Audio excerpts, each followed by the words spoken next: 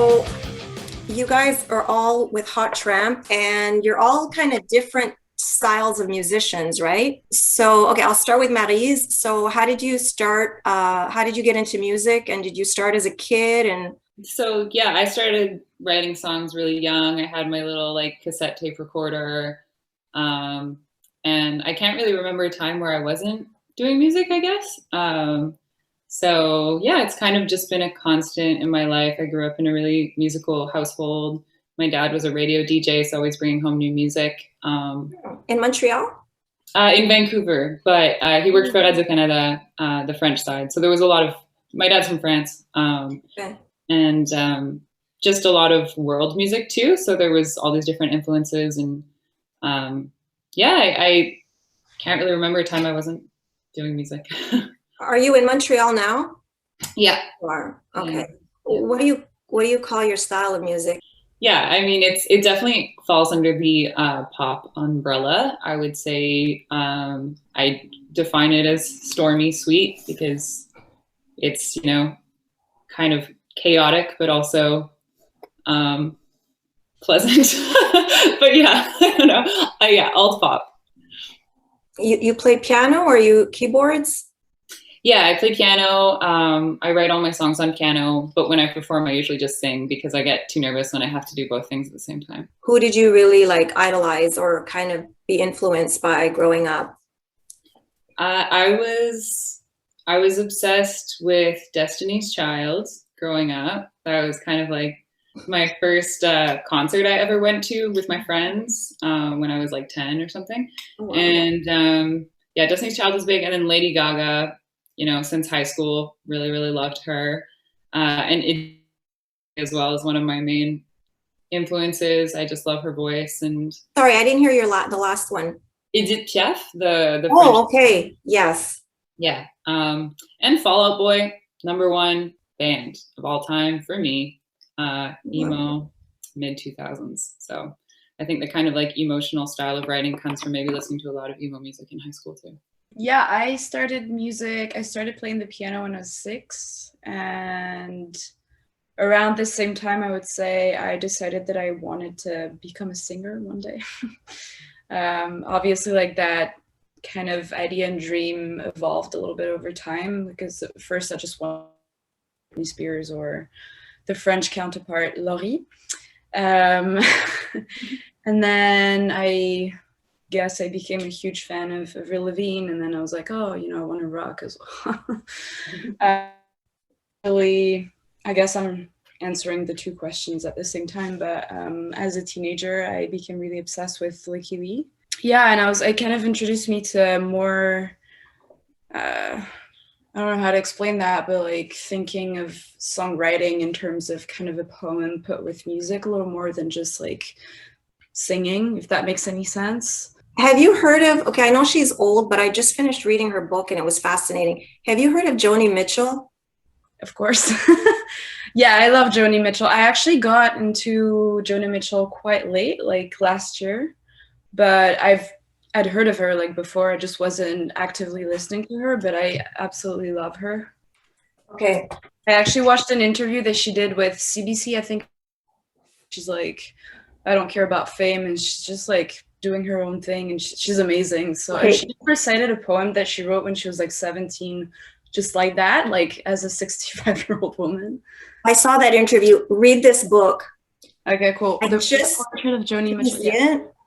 It's called Reckless Daughter. I just read it. It ties into all of you guys. It's because she talks about being a woman in the music industry and constantly fighting with people so that her vision and her ideas get expressed the way she wants it to. Yeah. She had a very hard time. I mean, it explains it all in the book, kind of. So as I was reading this book, I got the email to do the interview for you guys, and it was sort of tying it in, you know what I mean?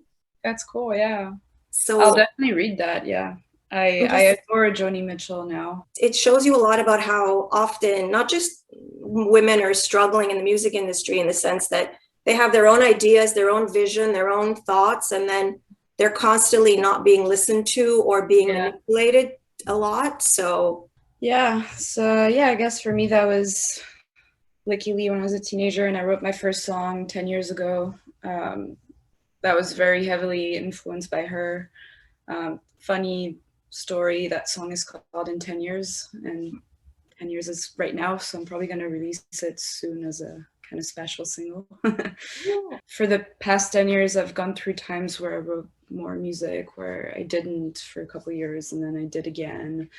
But I never, because I grew up in Geneva in Switzerland, where Switzerland is quite conservative. So, like growing up, I've always wanted to be a musician, but it was never really something that I would kind of say out loud, just because it wasn't really an option back there, because that's not what you do for a living. It's not that it's allowing me to live right now, and maybe it won't ever, but so I never really kind of pursued that seriously until 2 years ago. I was done studying, and I just spent a year doing internships as well, and I was really not passionate about anything that I was doing. So I was like, what am I doing with life? And that's when I decided to kind of give it a try for good. I was just like, if it feels, whatever. Well, no, what did you study in school, though? Journalism and photography. Do you practice your photography? Like, do you use it? Not really, not these days. The thing is, like, I mean, especially in COVID, I guess it's kind of hard for me to kind of get motivated about anything, to be fair. So kind of focus like one task at a time. So it's been the music for the past year, and even like planning music videos has been a lot harder than I thought it would be, because that's something that I'm also interested in, like video. But I just like, I don't know, COVID's been, especially right now, like it's too much. I'm done with it. But yeah, no, and I don't, I'm working in a, what do you call that? Clothing store to pay for rent. I'm not working as a journalist, because I feel like if I was doing that with the music, it would be too much in my mind. I tried that for a while. It was hard. Yeah. Journalism and music. Yeah. So how did you get started, Janette? Like, did you study music in school, or? How I got started, I mean, my first introduction to music was through dance. I studied dance for a few years. And then my parents would always have basement parties, so I got really into like dance hall and soca, and my mom would always listen to Whitney Houston and Mariah Carey and stuff, so they were kind of my like it was dance hall, and then it was like ballad R&B music. And those were my two like influences. Are they from Jamaica? Is that why, or? They're from the Caribbean, yeah. Oh, okay. An island called St. I'm sorry, you broke up. Oh, it's an island called St. Vincent. Yeah, and I wrote my first song when I was like, I don't know, 11. Oh, wow. Is it any good, or is it now if you hear it, you'll It's definitely cringy. It's like a drama. It's very like, you came in, you hurt me, I loved you. Oh my god, I want to hear that. Do you like it somewhere? You like a special release? Remix. Do a remix. Janette and Maryze both recently, it could have been they both released singles over the past like month. Yeah, Airplane. It was Airplane. Do you play an instrument, or what do you play? I play a little bit of piano and a little bit of guitar. Yeah, I produce music as well. I went to school to study jazz for 2 years. Oh, okay. So, but who influenced, okay, so you had the dance part, like the dance basement parties and all that, but what was the music that really like inspired you? My number one inspiration was Michael Jackson, hands down. Michael Jackson is why I'm in music. Okay. Wow. Yeah, I was obsessed. You could ask anyone in my family. It was like, Janette, do the Michael Jackson dance. And it was just like, I would do it. Michael Jackson's fans are all like, they're so hardcore. Like, I was one of those fans. Yeah. Was it the thriller dance that you would do? Which dance? Oh, I learned. I would rewind and fast forward I had Moonwalker, and in it was the thriller dance, and also the Smooth Criminal dance. I learned that. There's definitely been nights where we've ended up just watching a bunch of Michael Jackson videos at Janette's house, because she just keeps being this one's so cool. This one's really long. Yeah. Like, okay, we have to go home. I think that's happened with Maryze and I there before, actually. Yeah. Yeah, definitely. Yeah, And they're like 20-minute videos, and we're like, okay. So yeah, my first question is, did you get the name Hot Tramp because of a David Bowie song? Yes. Okay. Yeah. It came from Rebel. Rebel. Yeah. I grew up listening to a lot of David Bowie with my dad. It was always like on in the car, and it was just like, yeah, so I loved it. And then I kind of just like knew that Hot Tramp would be the name of my business before I like knew what my business would be. Oh wow. But yeah, I don't know. It just, Are you also a musician or? Not really. Like I play bass for a band called The Commandant. But that's all. Like I don't compose the bass lines or anything. I'll just like when there were shows, I'll like play live with the band and like tour with them. So I'm hoping to play shows again with them. What style of music is that? Are they? It's like pop. It's like a pop band, kind of like new wavy, sort of even like 60s inspired, like just from a whole bunch of different decades, I guess, pop. With like a lot of synth as well. But yeah. It's a mixed bag of a pop band that new wavy mixed in with like 60s sounds, I think would be the best. I'm thinking of like the B-52s or Beck. Like when you say 60s or I guess like B-52s more. Yeah. That's fun though. And so you started Hot Tramp like a couple of years ago, and then like 2019, right? And then the pandemic hit. So so how did it come, like how did you decide like that's it, I'm gonna, like how did you get there, you know?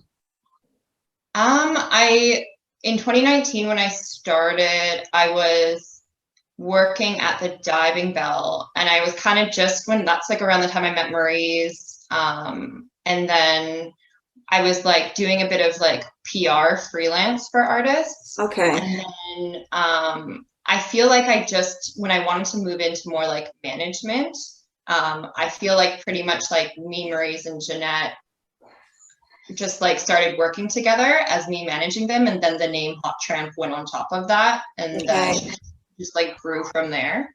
So it's really like I always like kind of think of us three as like starting it together. It was just like the right time, and it was just really like putting a name on what I was doing with them, which was managing. So yeah. So they were doing shows at the Diving Bell, and you sort of met them kind of there. Well, before I worked at the way the Diving Bell started is I was doing a small DIY venue in St. Henry called the Bog. And then two of the owners of the Bog went in to open actual venue and then brought me over with them to do booking over there. And I actually met Janette and Maryze at the Bog. So before Diving Bell happened. Yeah, because they would perform there. It was a really fun space. Do you think there'll be outdoor shows coming up? Because at first they said this summer we'll have some outdoor shows, and now every day it changes, right? Because I was kind of looking forward to outdoor shows this year, like summer, no? Yeah.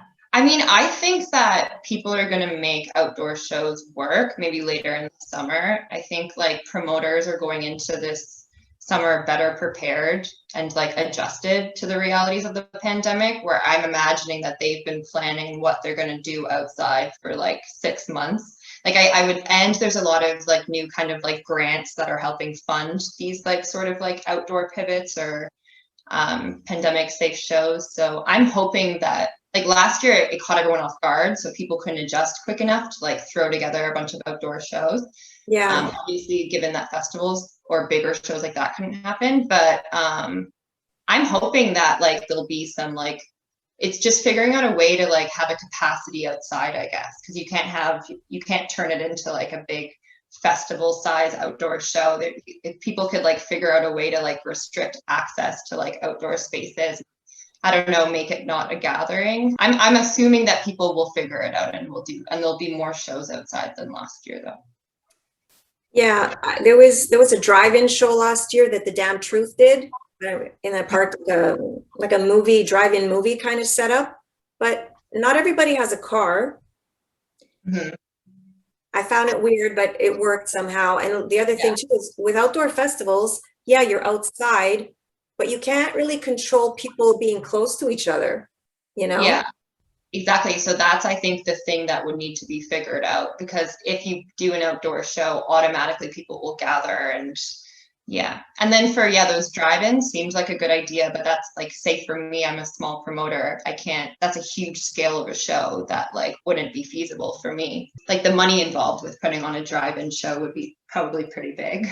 Okay, we're gonna wrap it up in a few minutes. Oh, you know what? This time I'll start with you, Janette. Tell me, so you've got airplanes that came out, right?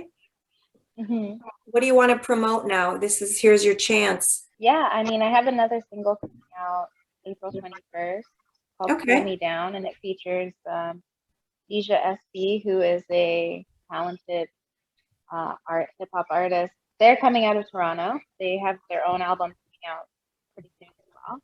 The whole album that I'm putting out is coming out June 25th. June 25th? How many Yes. tracks? I think there's 11. 12. 12. There's 12. And where are you recording it at?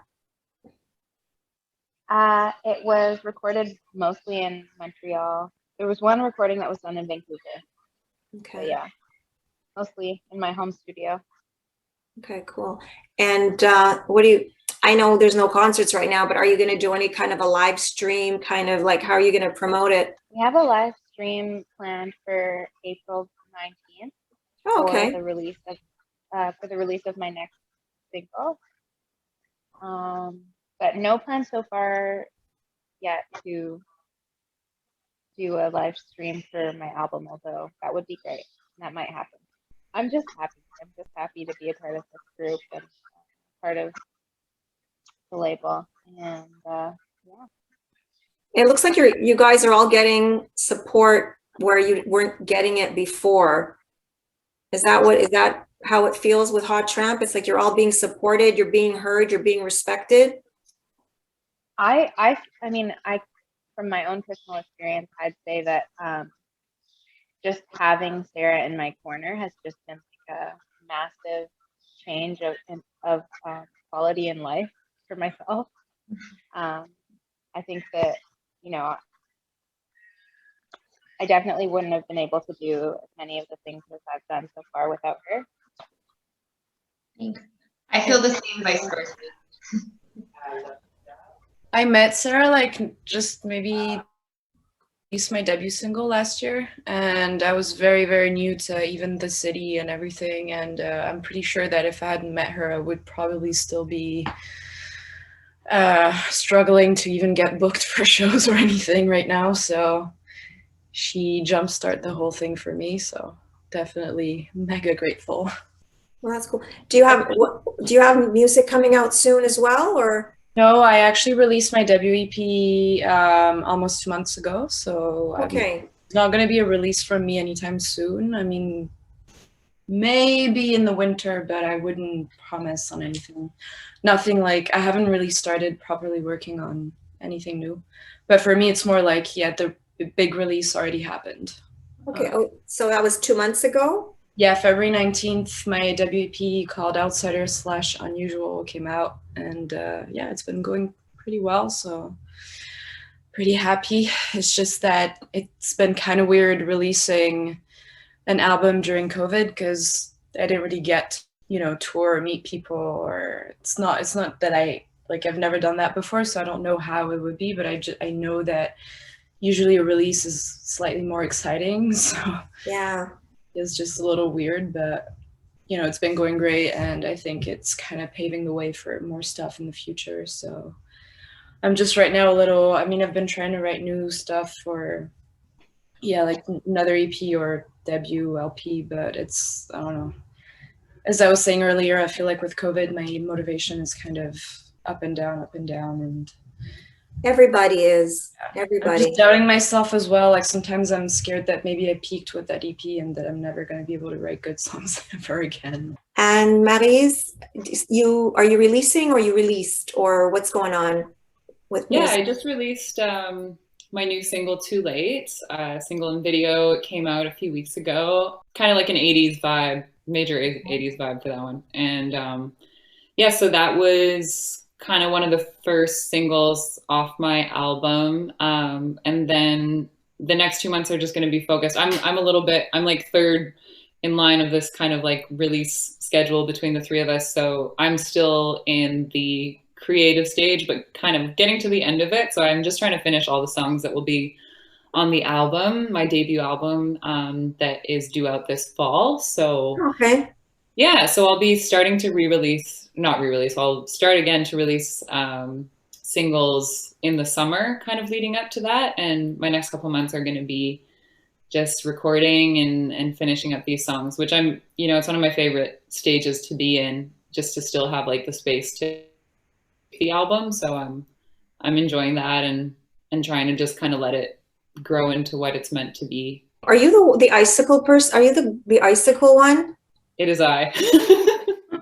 Because I don't have TikTok because I'm too old.